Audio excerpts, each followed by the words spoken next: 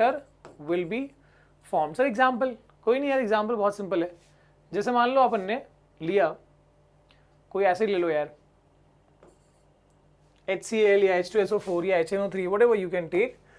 तो चलो यार ले लेते हैं, बच्चों को समझाना है तो लेते हैं example. HCl plus metal oxide like calcium oxide CaO है ना, क्या फॉर्म कर रहा है ये, CaCl2 फॉर्म करेगा और वाटर H2O, वाटर थोड़े ना कुछ और रहता है, ये हो गया। अच्छा सर ये फॉर्मूला कैसे बना रहे हो आप, आपको ऐसे पता CaCl2 ही बनेगा, तो ये तो पता है कि कैल्शियम का क्लोराइड बनेगा, इतना तो पता है, ठीक है, और हाइड्रोजन का ऑक्साइड बनेगा, बस वही लिख दिया अपन ने। लेकिन फॉर्मूला कैसे बना रहे हो, CaCl2 ही कैसे बना, इसके लिए आपको ना how to make chemical formula Edu Mantra, ये आपको सर्च करना होगा यूट्यूब में, तो इसके बारे में स्पेशल वीडियो बनी है जो आपको देखना है, ठीक है। तो उसके बाद ये आ जाएगा। देन अब देखो ऐसे ही है, मैंने बताया मेटल के ज़्यादातर कंपाउंड बेसिक होते हैं, नॉन मेटल के कंपाउंड ज़्यादातर एसिडिक होते हैं। तो देखा यहाँ पर नॉन मेटल ऑक्साइड, जैसे एसिड को मेटल ऑक्साइड से रिएक्ट किया, बेस को नॉन मेटल ऑक्साइड से, ठीक है। तो नाउ ये बेस है और ये क्या है, नॉन मेटल ऑक्साइड कैसे होते हैं, एसिडिक नेचर, ये एसिड है। So again this is acid plus base giving salt and water, ये भी क्या है, न्यूट्रलाइजेशन ही है, सॉल्ट प्लस वाटर फॉर्म होगा यहाँ पर भी। एग्जाम्पल दो सर सीधे बताओ, जैसे सोडियम हाइड्रोक्साइड, ठीक है, now this is a base, non metal oxide का एग्जाम्पल ले लो, लाइक कोई भी सल्फर डाइऑक्साइड ले लो, SO2, sulphur is a non metal, sulphur dioxide क्या फॉर्म कर रहा है ये, this is forming Na2SO4, Na2SO4 plus H2O, तो ये क्या है, now this is salt and this is water, तो ये न्यूट्रलाइजेशन ही हुआ, acid plus base giving salt and water, this is neutralisation reaction, याद रखना, ठीक है। अच्छा और इसके बाद एक और है एसिड प्लस मेटल कार्बोनेट या फिर acid plus metal hydrogen carbonate या bicarbonate.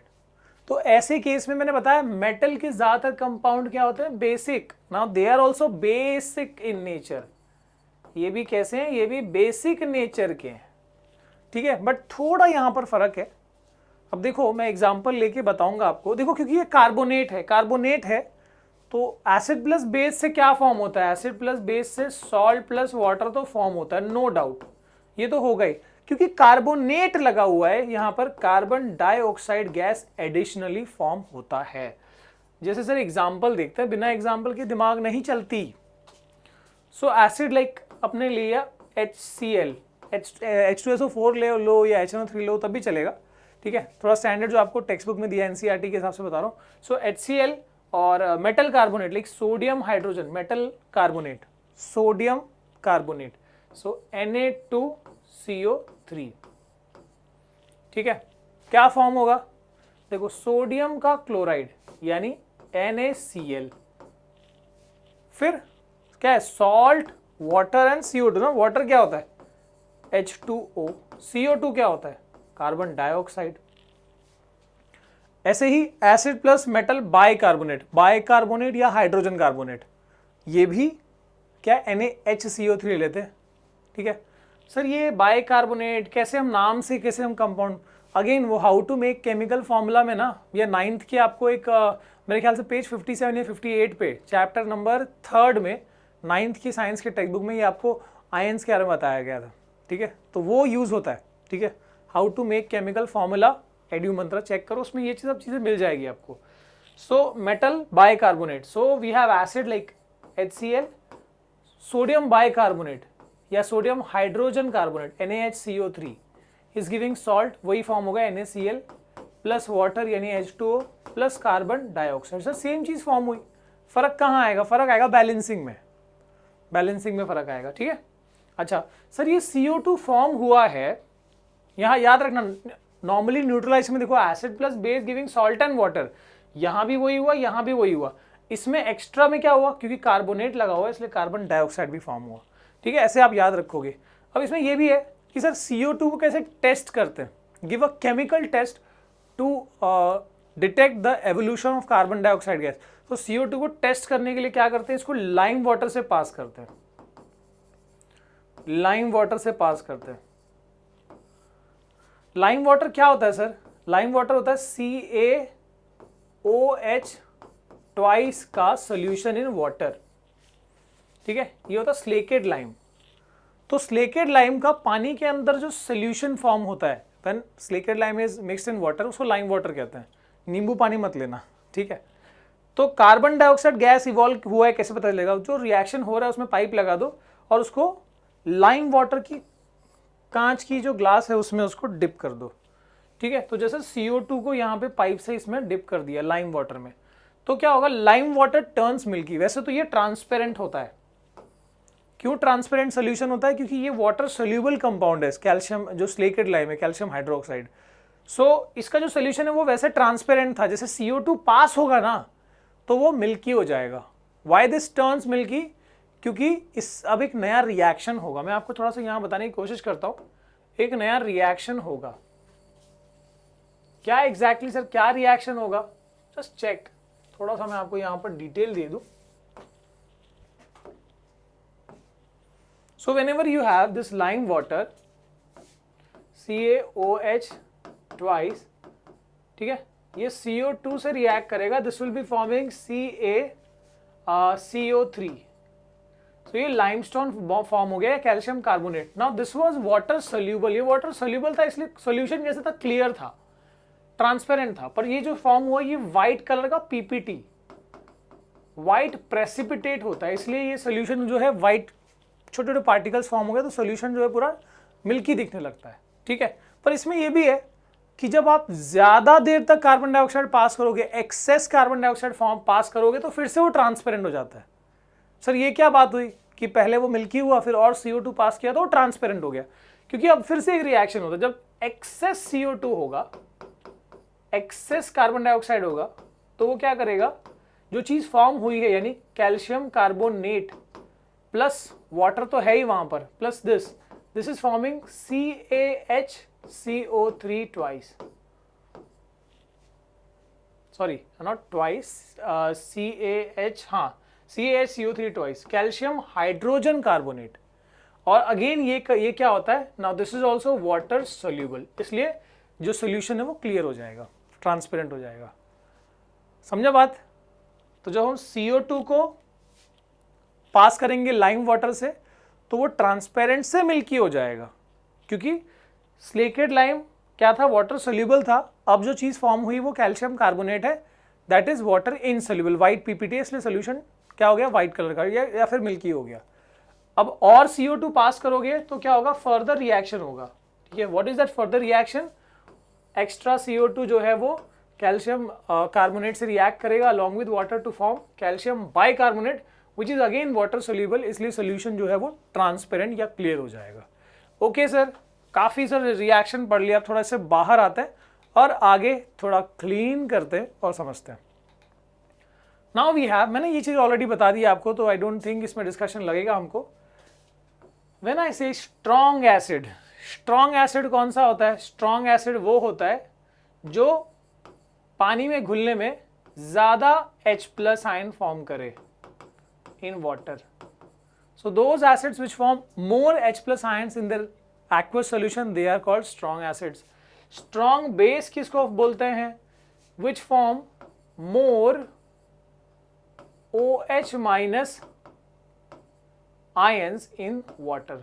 Those bases which form more OH- ion in water, उनको strong bases बोलते हैं। सर एग्जाम्पल दे दो सर, समझ में आ जाएगा। एग्जाम्पल यहाँ पर है, जैसे हाइड्रोक्लोरिक, सल्फ्यूरिक, नाइट्रिक, ये सब स्ट्रांग हो गए, ठीक है। स्ट्रांग बेस में क्या एग्जांपल है? सोडियम हाइड्रोक्साइड, पोटेशियम हाइड्रोक्साइड, ठीक है। ऐसे ही वीक एसिड क्या होते हैं? वीक एसिड वो होते हैं which form less H+ ions in water या in their aqueous solution. Example is carbonic acid, phosphoric acid, ठीक है। जो ऑर्गेनिक एसिड्स होते हैं जैसे methanoic acid, acetic acid, they are weak acids, ठीक है। इसके बाद वीक बेस वही है which form less OH- ions in their aqueous solution या इन वाटर, ठीक है। Example is your magnesium hydroxide. ठीक है, क्लियर है। अब स्ट्रॉन्ग वीक के अलावा एक और शब्द यूज करते हैं अपन, कॉन्सेंट्रेटेड और डाइल्यूट। तो वो देख लेते हैं। कॉन्सेंट्रेटेड एसिड या बेस क्या होता है, व्हेन आई से कॉन्सेंट्रेटेड, तो इसका मतलब क्या होता है, और डाइल्यूट का मतलब क्या होता है। तो कॉन्सेंट्रेटेड मतलब ये याद रखो कि ये प्योर फॉर्म में है। ठीक है, मैंने इसे डाइल्यूट मतलब उसमें वाटर मिक्स किया गया है। ठीक है, तो यानी उसमें क्या ऐड किया गया है, वाटर ऐड किया गया, थोड़ा उसका कॉन्सेंट्रेशन को कम किया गया है, डाइल्यूट। ओके, जितना पानी डालोगे उतना डाइल्यूट होता जाएगा। ओके, अब यहां पर थोड़ा आगे बढ़ते हैं और हम प्रोसेस ऑफ डाइल्यूशन, मतलब पानी मिक्स करने से डाइल्यूट होता तो है, पर कैसे मिक्स करते हैं। मतलब ये यहां पर एकदम खतरनाक वाला एसिड मान लो यहां रखा है वेसल में और धुआं निकल रहा है, पानी लेके कैसे छप्पर से डाल दोगे इसमें, उड़ेगा सीधा फेस पे जाएगा। ठीक है, हमेशा के लिए बर्थ मार्क आ जाएगा उस पर। ठीक है, सो यहां पर याद रखना डाइल्यूट करने का तरीका क्या होता है, कभी भी पानी को इसमें एसिड में नहीं डाला जाता। This is absolutely wrong. क्या करते हैं, जितना पानी मिलाना है पहले वो डिसाइड करके, और उस पानी में एक तो पहले स्टिरर रखना है उसमें मिक्स करने के लिए, उसमें धीरे धीरे स्लोली एसिड डालना है और इसको कॉन्स्टेंटली घुमाना है, कॉन्स्टेंट स्टेरिंग करनी है। ठीक है, तो मतलब एसिड स्लोली, एक बार में नहीं, स्लोली डाल के और कॉन्स्टेंट स्टेरिंग करनी है, ताकि एक बार में वो जो हीट है वो उतना ज़्यादा एक साथ ना फॉर्म हो। ठीक है, स्प्लैश ना उड़े। ठीक है, तो इस तरीके से it is not water which is added to acid, it is acid which is added slowly to water, और इसको कॉन्स्टेंटली घुमाया जाए, मिक्स किया जाता है। ठीक है, तो ये प्रॉपर सही तरीका है डाइल्यूशन का। Then we can move to indicator. Sir ये क्या है, हमने देखा ऑलरेडी लिटमस के बारे में कि ऐसे केमिकल्स जो किसी दूसरे केमिकल के बारे में उनका नेचर बताने में हेल्प कर सकता है। इंग्लिश में देखते हैं। सो लाइक लिटमस सॉल्यूशन क्या है सर, ये डेफिनेशन क्या है इसका, इंडिकेटर का, those chemicals which help to detect nature of other chemicals. वो केमिकल्स जो किसी दूसरे केमिकल का नेचर बताने में हेल्प कर रहे हैं उसको हम इंडिकेटर बोलते हैं। सर इसके टाइप्स बताओ। नेचुरल भी आते हैं इसमें, सिंथेटिक भी आते हैं। ठीक है, और इसके अलावा और भी है टाइप, देखते हैं अपन। सो मेनली नेचुरल, सिंथेटिक कह सकते हो। ठीक है, तो यहाँ पर ऑल्फैक्टरी इंडिकेटर, ये स्पेशल इंडिकेटर है। कैसे बताया सर इसको, ऑल्फैक्टरी ये शब्द जो है this is related to odour. Odour यानी कि क्या, ऑर्डर नहीं, ओडर। ओडर यानी क्या होता है, स्मेल। सो यानी क्या होता है, ये ऐसे इंडिकेटर्स होते हैं जैसे कि यहाँ पर एग्जांपल देखो, क्लोव हो गया, अनियन हो गया, वनीला हो गया। तो ये सब ऐसे इंडिकेटर्स हैं, जैसे अनियन का पेस्ट ले लो आप, उस अनियन के पेस्ट को आपको उसको स्मेल करके देखो तो स्मेल कैसी आएगी, अनियन जैसी आएगी, सीधी बात है। जब आप उसको थोड़ा सा पेस्ट आपने अलग से लिया, उसमें हल्का एक ड्रॉप आपने एसिड मिला दिया, उसका स्मेल थोड़ा डिफरेंट आएगा। और आपने फिर से अनियन का पेस्ट फ्रेश अलग लिया और उसमें थोड़ा सा एक ड्रॉप बेस मिला दिया, उसका स्मेल अलग आएगा। यानी प्योर अनियन का पेस्ट का अलग आ रहा है, एसिड मिला हुआ अनियन का पेस्ट का स्मेल अलग आ रहा है, और बेस मिला हुआ अनियन का पेस्ट का स्मेल अलग आ रहा है। तो ये ऐसे जो केमिकल्स होते हैं, ठीक है, जो हमको किसी दूसरे केमिकल के बारे में उसका नेचर बताने में हेल्प कर रहे हैं, but with change in their odours, ऐसे केमिकल्स को हम ऑल्फैक्टरी इंडिकेटर्स कहते हैं। देख लो क्या है, दोज इंडिकेटर्स या those substances whose odor changes, smell changes in acidic and basic media respectively, acid में अलग, बेस में अलग, ठीक है, they are called olfactory indicators. क्या बोलते हैं इनको कहते हैं ऑल्फैक्टरी इंडिकेटर्स। ठीक है, ऑल्फैक्टरी वर्ड से याद में स्मेल से रिलेटेड है। ओके, देन वी हैव, जैसे यहां पर देखो क्या दिया, smell of onion and vanilla diminishes in base and remains as it is in acid. तो यहाँ पर फिलहाल जो मैंने अनियन वाला एग्जांपल दिया उसमें एसिड वाले में याद ना सेम टेस्ट बोलो, सेम स्मेल आएगा, बेस में जो है वो डिफरेंट आएगा। ठीक है, वेनिला की बात कर रहे हैं, आइसक्रीम मत लेना, वेनिला जो एक्चुअल ये होता है। ठीक है, सोर्स। ओके, इसके बाद देखो ये वेनिला का एग्जांपल क्या प्यारा है, वाह, सही है। Extract, vanilla extract. इसके बाद हाँ, अब ये वाला भी थोड़ा ज़रूरी है। यूनिवर्सल इंडिकेटर क्या होता है sir? Universal are indicators are those indicators which not only detect the nature of other chemical but also determine the acidic and basic strengths। मतलब ऐसे इंडिकेटर्स जो किसी दूसरे केमिकल में जाते ही या उनको मिक्स करते ही ये तो बताएंगे कि वो एसिड है कि बेस है, पर अगर वो एसिड है तो वो कितना स्ट्रांग या कितना वीक एसिड, उसकी स्ट्रेंथ बताने में हेल्प करेंगे। और वैसे ही बेस है तो कितना स्ट्रांग या कितना वीक है, ठीक है। इवन न्यूट्रल है तो भी बता देंगे। तो इतना ज़बरदस्त ऐसे वाले इंडिकेटर्स को हम यूनिवर्सल इंडिकेटर कहते हैं। एग्जाम्पल होता है pH paper. P stands for potence, potence का मतलब होता है स्ट्रेंथ, जर्मन वर्ड है, और H stands for hydrogen ion, hydrogen ion, ठीक है। तो हाइड्रोजन आयन की स्ट्रेंथ बता सकते हैं ये, और उसी से बेसिकली आइडिया लगता है कि वो कितना स्ट्रांग या कितना वीक एसिड या बेस है, ठीक है। तो ये बहुत ज़बरदस्त होते हैं, इनका एप्लीकेशन बहुत ज़बरदस्त है, क्योंकि लिटमस से हमको क्या लगेगा पता कि बस ये है कि भाई वो एसिड है कि बेस है, पर कितना स्ट्रांग है या कितना वीक है वो कैसे पता लगेगा। So for that you will need this universal indicators, ठीक है। अब जैसे यहाँ पर पीएच पेपर का देखो, यहाँ बताया गया है दिस इज पीएच पेपर। अब इसको मैच किया जाएगा, यहाँ ये पीएच स्केल है, ये जो दिया है ना दिस इज पीएच स्केल, और ये पेपर है। हम डिप करेंगे इसको और चेक करेंगे इस पे। देखो मैं बताऊंगा आगे procedure. Yes, so we have now this pH paper, ये है पेपर, इसको डिप किया जाएगा। सपोज ये केमिकल है, इसका मेरे को पता नहीं कि नेचर क्या है, आई नीड टू चेक कि भाई वो एसिडिक है कि बेसिक है, कितना स्ट्रांग है, कितना वीक है, आई डोंट नो। तो मैं इसको इसमें डिप मतलब करने वाला हूँ और चेक करूंगा। और पीएच स्केल में थोड़ा सा इसको अलग तरीके से दिखाता हूँ यहाँ पर। So now this is a pH scale, ठीक है। तो अब कैसे हम इसको चेक करेंगे वो देखना।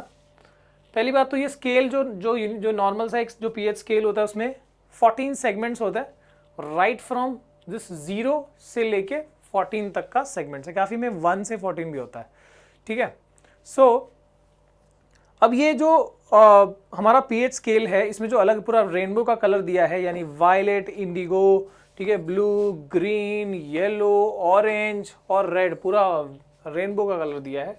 तो इससे क्या पता लगता है, ठीक है, वो देख लो। चलो, सो जैसे हमने इस पेपर को, इस येलो वाले पीएच पेपर को टीयर करके यहाँ पर हमने डिप किया, ठीक है, और फिर उसके बाद कलर चेंज हुआ। वो क्या कलर चेंज हुआ आपको जितना ध्यान नहीं लगाना, आपको बस इसमें इससे यहाँ से मैच करना है। मान लो जो भी कलर आया है बस मैच करो, यहाँ से मैच कर रहा है कि नहीं, यहाँ से कर रहा है कि नहीं, यहाँ से कर रहा है कि नहीं, ऐसे मैच कर लो कौन से शेड से मैच कर रहा है। तो अगर मान लो कि वो 14 पे मैच किया तो उसका मतलब क्या होगा। तो उसके लिए मैं आपको एक चीज बताता हूं, देख लो ये। सो 7 का मतलब एब्सोल्यूट न्यूट्रल, प्रॉपर, ना एसिडिक ना बेसिक, एब्सोल्यूट न्यूट्रल,